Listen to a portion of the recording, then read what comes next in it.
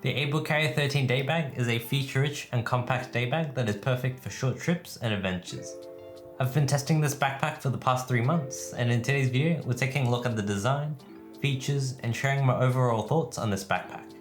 A quick disclaimer, Able Carry sent this backpack for me to keep and review, however all thoughts shared in this video are my own and they have not previewed this video before it's been released. With that out of the way, let's get into the review.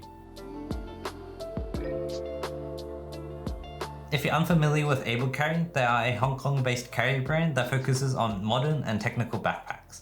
The 13 day bag is pretty compact, but they also have larger travel and adventure backpacks. As someone who's not very tall and has a small frame, I appreciate brands who offer a smaller backpack in their lineup like this 13 day bag. The size of the backpack is in its name. It's a 13-liter backpack. The overall silhouette and design are very sleek and compact. Unfortunately, the 13 day bag doesn't have the A-frame design that is in their larger daily backpack. The A-frame helps the daily backpack keep it very structured even when it's fully loaded. In my experience, I haven't noticed the 13 day bag losing too much of its structure and shape when it's fully packed out. The backpack is made from a black VX21 X-Pack, which is 100% climate neutral and offers waterproofing and good abrasion resistance. The 13 day bag also comes in a few other X-Pack colorways like Port Red, Navy Blue, and Olive Green. All versions of the 13 day bag come in at $148 US. I currently have the 13 day bag packed with my usual setup, and while I go through the features and compartments, I'll also share my thoughts. Going over the external features, this backpack has one of my favorite zippers. It has a small AquaGuard YKK zips with Hyperlon pull tabs. These are very smooth and I haven't experienced any issues with them. Going from the top to the bottom of the backpack, at the very top there's a padded carry handle made from X-Pack. It's not very thick but feels soft and does the job for a small day bag. And on each end of the handle there are lash points to attach accessories. Moving down the bag, on one side of the backpack there is a thin piece of X-Pack that can be used as a loop for accessories. On the front side of the backpack, there is a front compartment hidden behind this panel with a waterproof zipper. I'll talk more about this compartment in a moment. Right next to the compartment is an external water bottle holder. At the top, it has a small piece of Hyperlon with the logo, and at the bottom, there is a small drain hole. During testing, I didn't find the water bottle holder very useful because my favorite Swell water bottle is too wide and doesn't fit. I also generally prefer carrying my water bottle inside the backpacks for extra security. However, if you have a bowling pin looking bottle like this one, here I have a 15-ounce bottle from Ampere Technology and that fits in with no issues. It's important to know that this external water bottle holder expands into the backpack and it will take up some storage space in the other two compartments. Just above the water bottle holder, it has extra nylon webbing for accessories tucked behind this flap. Lastly, at the very bottom of the front panel, there's also nylon webbing for even more external accessories. Moving over to the back, these shoulder straps have an X-Pack exterior with mesh on the underside. These are very well padded and the mesh feels very soft. It's also very nice to see the straps have extra reinforcement stitching onto the back panel. On the left shoulder strap, it has subtle branding on the Hyperlon accent that also works as a loop for accessories.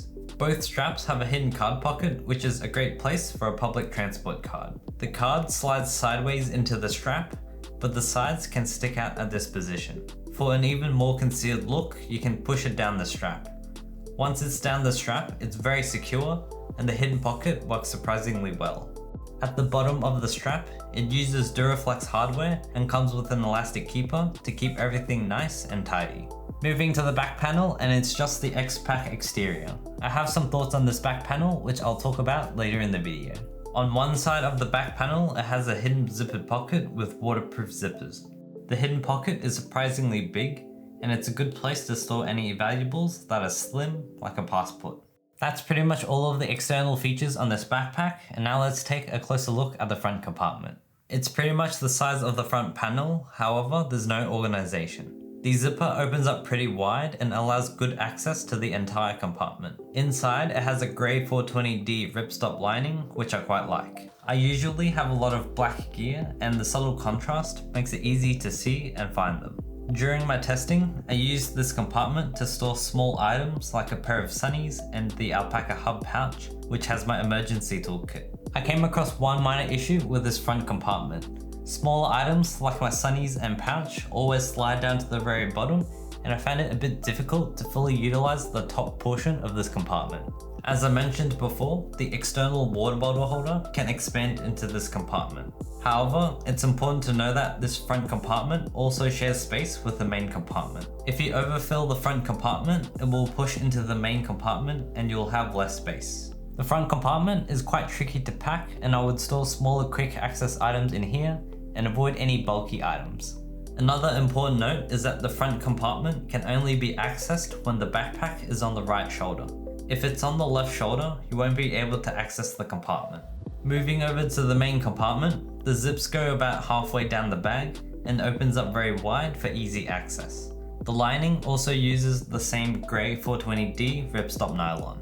Inside the main area, I've got an alpaca cap, Uniqlo light parka jacket, and my S'well water bottle stored sideways. At the bottom, I've got my Alpaca Elements tech case with a sling attached. The Elements tech case is packed with a journal, pen, charging cables, and other miscellaneous things. The main area is fairly spacious and has an internal water bottle holder. I didn't find it too useful because my S'well water bottle doesn't fit. However, the bowling pin style bottle fits in here with no problem. Even though it doesn't fit my water bottle, I sometimes use the bottle holder to store any loose bits of gear. That way it won't fall into the very bottom of the main area and I don't need to fish it out of the bag.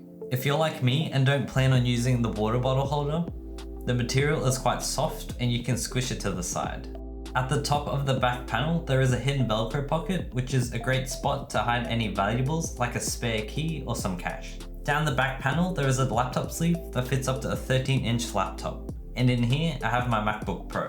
The sleeve has ripstop nylon lining on one side and a soft microfiber lining on the other. The laptop sleeve has a false bottom of about 5 to 7 centimeters, which offers good protection and prevents the laptop from hitting the ground. On top of the tablet sleeve, it has a slim pocket for either a tablet or documents. And in here, I've got my iPad mini.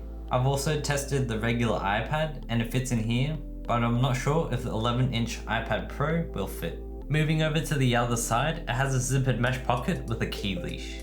In this pocket, I've got a packet of tissues, hand sanitizer, and some band-aids. This pocket is another good spot for everyday essentials like keys and earbuds. The mesh pocket is pretty big and has some expandability. Since the top section of the front compartment is a bit underutilized, you can pack out this mesh pocket and let it expand to the front. That's the rundown of all the features and compartments, and now let's talk about comfortability on the body. For reference, I am 165 centimeters tall, and this is how the 13-day bag looks on me. With this full kit, the backpack feels fairly comfortable. The shoulder straps feel very padded and contours the body quite well. One thing I'd like to see in the future version would be a sternum strap. I like the option of having a sternum strap on my bags. For short trips, it might not be necessary on a small pack like this, but when carrying it for long hours, I always use the sternum strap.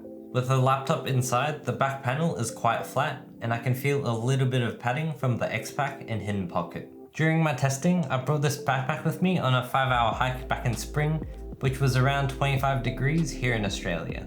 The back panel has these wavy stitch lines but doesn't offer any airflow. Since X-Pack is a waterproofing material, it didn't absorb any sweat, and in combination with the poor airflow, it trapped a lot of heat and my lower back was drenched in sweat. The 13-day bag isn't the best backpack if you're planning on carrying it for long hours in a warm climate. I think it's better suited for short trips or maybe if you're in a cooler climate. The back panel is probably the only downside of the 13-day bag. AbleCarry recently released the Daybreaker 2 and I love the upgraded back panel with cushion support and air channel for better comfort and airflow. I would love to see something similar on the version 2 of the 13-day bag. Speaking of the Daybreaker 2, I'm very excited about that backpack and I'm hoping they will release a great X-Pack version as they did for the first version. If you want to see a review of that backpack, let me know in the comments and I'll see if I can get one in for review. Besides the back panel, I've really enjoyed using the 13-day bag.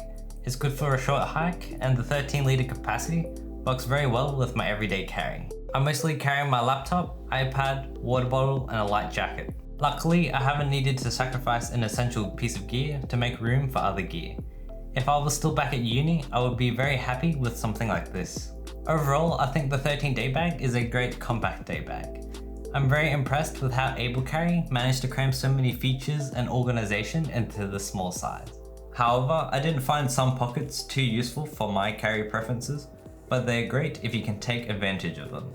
They paid a lot of attention to detail in this backpack, like the reinforced stitching at areas like the shoulder straps on the back panel and gussets throughout the backpack. The only negative thing is the unpadded back panel, and if AbleCarry added the back panel from the Daybreaker 2 to this, the 13 day bag would be the perfect day bag. If you like this design, but the 13 litre size is too small for you, I would also recommend checking out the AbleCarry 20 litre daily backpack.